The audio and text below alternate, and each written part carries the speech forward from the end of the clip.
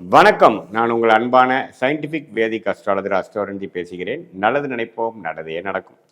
தொடர்ந்து நம்மளுடைய சேனலில் வரக்கூடிய வீடியோஸ்லாம் பார்த்துட்டு இருப்பீங்க நம்புகிறேன். அறிவியல் சார்ந்த ஜோதிட கருத்துக்களை பார்த்து கொண்டிருக்கிறோம். எந்த விதத்திலும் மிகைப்படுத்தாமல் உள்ளது உள்ளவாறு நம்மளுடைய போன ஜென்மத்தில் செய்த பாவ புண்ணியங்கள் எப்படி இந்த ஜென்மத்தில் நம்மளுடைய கோச்சார அமைப்பு மூலமாகவும் நம்மளுடைய தசாபுக்திகள் மூலமாகவும் எப்படி நடக்குதுங்கிறது பார்த்து கொண்டிருக்கிறோம். அந்த வகையில் இந்த வீடியோவில் ஜூலை மாதம் 2025 தனுசு ராசிக்காரர்களுக்கு எத்தகைய ஒரு மாதமாக பலாபலன்கள் நிறைந்த ஒரு காலகட்டமாக இருக்க போகுதுன்னு பார்க்க போகிறோம். அதுக்கு முன்னாடி சேனலுக்கு ஃபஸ்ட் டைம் வரவங்க மறக்காமல் சப்ஸ்கிரைப் பண்ணுங்கள். ஸோ தட் தொடர்ந்து நம்மளோட வீடியோஸ்லாம் உங்களை அடையும்.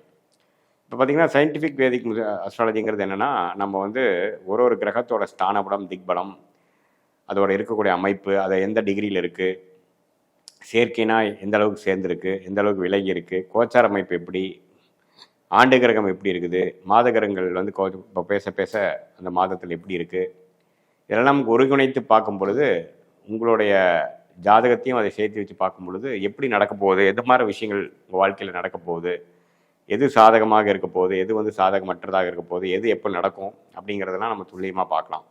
அந்த அமைப்பில் பார்த்தீங்கன்னா உங்களுடைய ராசி அதிபதியாகிய தனுசு ராசியே 7ஆம் இடத்துல போய் உங்கள் ராசியவே பார்க்குறார். அது ஒரு அருமையான அமைப்பு. மே மாதமே உங்களுக்கு குரு பயிற்சி நடந்து விட்டது, ராகு கேது பயிற்சியும் நடந்து விட்டது, சனி பயிற்சியும் மார்ச் கடைசியில் நடந்து விட்டது. ஸோ அந்த அமைப்பில் பார்த்தீங்கன்னா சனி 4ஆம் இடத்திலும், குரு 7ஆம் இடத்திலும், ராகு கேது 3 9ஆம் இடத்திலும் இருப்பது அருமை. ஸோ இந்த அமைப்பு எப்படின்னா வேலை தொழில் விஷயத்தில் நிறைய மாற்றங்கள். ஏன்னா சனியே 4ஆம் இடத்துக்கு 10ஆம் இடத்தை பார்க்கும் பொழுது வேலையில் இதுவரை கொஞ்சம் அப்படியே சுணக்கமாக போயிட்டு இருந்ததுலாம் கொஞ்சம் விறுவிறுப்பாக நடக்கும். இடம், கட்டிடம், வீடு, தாயார், வாகனம், அது மாதிரி விஷயத்தில் சில ஆக்டிவிட்டீஸ் நடக்கும். ராசியை குரு பார்க்குறதுனால சில திருமண தடைகள் நீங்கி குரு பலன் கிடைக்குது.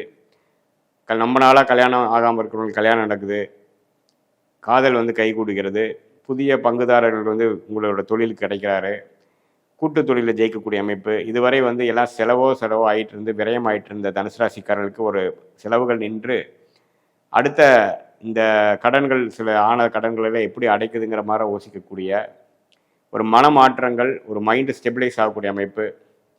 நம்ம இந்த ஒரு வருஷமாக என்ன போச்சு, என்ன தப்பு பண்ணணும், எதில் இந்த பிரச்சனையிலேருந்து எப்படி ஜெயிக்கலாம், இன்னுமே வாழ்க்கையை எப்படி மேம்படுத்தலாம், செலவுகளை குறைத்து வருமானத்தை எப்படி பெருக்கி நம்ம வாழ்க்கையில் வளமாக வரலாங்கிற மாதிரி பல ஒரு கிளாரிட்டி, மெச்சூரிட்டி கொடுக்கக்கூடிய ஒரு அருமையான குரு பார்வை தனுசு ராசிக்கு வரும் பொழுது வாழ்க்கை மேம்படக்கூடிய எல்லா வேலைகளும், ஆக்டிவிட்டியும் நம்ம செய்வோம். மூலமாக யோசிப்போம். நம்ம திங்கிங் பேட்டர்னே மாறினிருச்சுங்கிறது நீங்கள் உணர்வீங்க. போன ஒரு வருடமாக பார்த்தீங்கன்னா அலைச்சல்கள், இங்கே இருக்கிற தூக்கி அங்கே போடுறது, எதுலேயுமே ஒரு நிலையான இல்லாமல் நம்ம ட்ராவலிங்கு, பண விரயங்கள், செலவுகள், சுப செலவுகள், இதெல்லாம் போயிட்டு இருந்ததெல்லாம் கொஞ்சம் கட்டுக்குள் வரும். ஸோ அதெல்லாம் கொஞ்சம் அடங்கி இனிமேல் வாழ்க்கையில் என்ன பண்ணணும், முக்கியமான விஷயத்துக்கு மட்டும் நம்ம சில செய்யலாம், தேவையில்லாத விஷயத்தை குறைப்போம். அடுத்த கட்ட வாழ்க்கையில் ஜெயிக்கக்கூடிய அந்த வேலை மாற்றம், தொழில் மாற்றத்தை எப்படி கொண்டு வர்றது, அதெல்லாம் யோசிக்கக்கூடிய அமைப்பு கண்டிப்பாக இந்த சனி, குரு, ராகு கேது கொடுக்குறார். ஸோ இந்த விஷயத்தில் ஒரு அருமையான அமைப்பு தனுசு ராசிக்காரர்களுக்கு, அதை நம்ம மறக்கக்கூடாது. அடுத்தபடியாக பார்த்தீங்கன்னா மாத கிரகம் என்று சொல்லப்படுகிற செவ்வாய் ராஜயோகாதிபதி நன்றாக 9ஆம் இடத்துலேயே பாகிஸ்தானத்திலே நட்பு வீட்டில் இருக்கிறது, மாதம் முழுவதும் இருக்குது, நல்ல விஷயம். ஸோ அது 4ஆம் பார்வையாக 12ஐ பார்த்து சில இன்வெஸ்ட்மெண்ட்ஸ் ஃபார் பிஸ்னஸ்ஸு அது மாதிரி கொடுக்குறார்.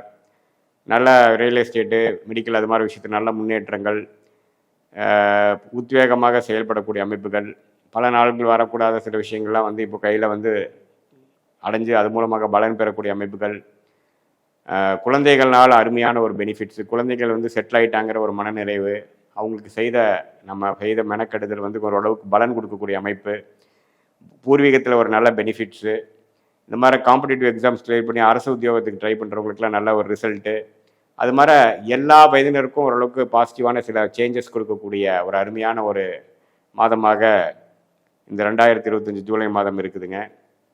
அதே சமயத்தில் பார்க்கும் பொழுது இந்த மாணவர்களுக்கு பார்த்திங்கன்னா புதன் 8ல் மறைஞ்சிருக்கிறது கொஞ்சம் டீப் ரிசர்ச்சில் இருக்கிறவங்களுக்குலாம் கொஞ்சம் உதவும்.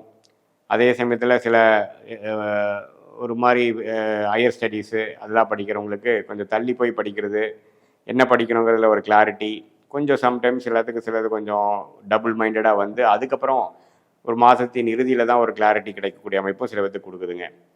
மற்றபடி சுக்கிரன் இருக்கக்கூடிய விஷயங்கள் 6லேயே அதிகமாக இருந்து அதுக்கப்புறம் மாதத்தின் நடுவில் வந்து 7க்கு வரார். ஸோ முதல் 2 வாரம் பார்த்தீங்கன்னா கொஞ்சம் கடன்கள், உடல் உபாதைகள், டிராவலிங் அது மாதிரி விஷயத்தை கொடுத்து கடைசி 2வது ஆஃப் இன்னுமே நான் சொன்ன பலன்கள் இன்னுமே பிரமாதமாக நடக்கக்கூடிய அமைப்புகள் உண்டு. அதே சமயத்தில் சூரியன் 7ஆம் இடத்துல குருவோட சேர்ந்திருக்கிறார். அதுக்கப்புறம் தான் பார்த்தீங்கன்னா குரு 8க்கு வரார், சூரியன் 8க்கு வரார். ஸோ பார்த்தீங்கன்னா முதல் 2 வாரம் வந்து சில இந்த பங்குதாரர்கள், ஃபேமிலி, அரசு அது மாதிரி விஷயத்தில் கொஞ்சம் பாசிட்டிவான விஷயங்கள் வந்து அதுக்கப்புறம் பார்த்தீங்கன்னா கொஞ்சம் ட்ராவலிங்கு, கொஞ்சம் வருமானங்கள், அன்ஏர்ன்ட் இன்கம், முதல் செய்த சில முதலீடுகளில் லாபம் வர்றது, ஷேர் மார்க்கெட் அது மாதிரி சில பெனிஃபிட்ஸ் கொடுக்கக்கூடிய அமைப்புகள் உண்டு. ஸோ மாணவர்களாக இருந்தாலும் சரி, இல்லத்தரசிகளாக இருந்தாலும் சரி, நடுத்தர வயதினராக இருந்து வேலைக்கு போகிறவங்களாக இருந்தாலும் சரி, உத்தியோகத்தில் இருக்கிறவங்க, தொழில் அமைப்பில் இருக்கிறவங்க, இன்வெஸ்டர்ஸாக இருக்கிறவங்க, அதே சமயத்தில் தரகர் ஒப்பந்த முறையில் கமிஷன் பேசிஸில் பண்ணுறவங்க, காசு போட்டு மேனுஃபேக்சரிங்கில் பண்ணுறவங்க, அதே சமயத்தில் சீனியர் சிட்டிசனாக இருந்து ரிட்டையர் ஆகலாங்கிற ஒரு அமைப்பில் இருக்கிறவங்களுக்கு எல்லாமே பார்த்திங்கன்னா ஒரு நல்ல மாற்றத்தையும் ஒரு வாழ்க்கையில் ஒரு பாசிட்டிவான சேஞ்சஸ்ஸு, கொஞ்சம் சில விஷயங்கள் கடந்த ஒரு வருடமாக நம்ம ட்ரை பண்ணிட்டு இருந்த விஷயம்லாம் கொஞ்சம் கடகடன்னு முடிஞ்சு மன நிறைவை கொடுக்கக்கூடிய அமைப்புக்கு மாற ஒரு சில அமைப்புகள் வந்து ஓப்பன் அப் ஆக தான் செய்கிறது.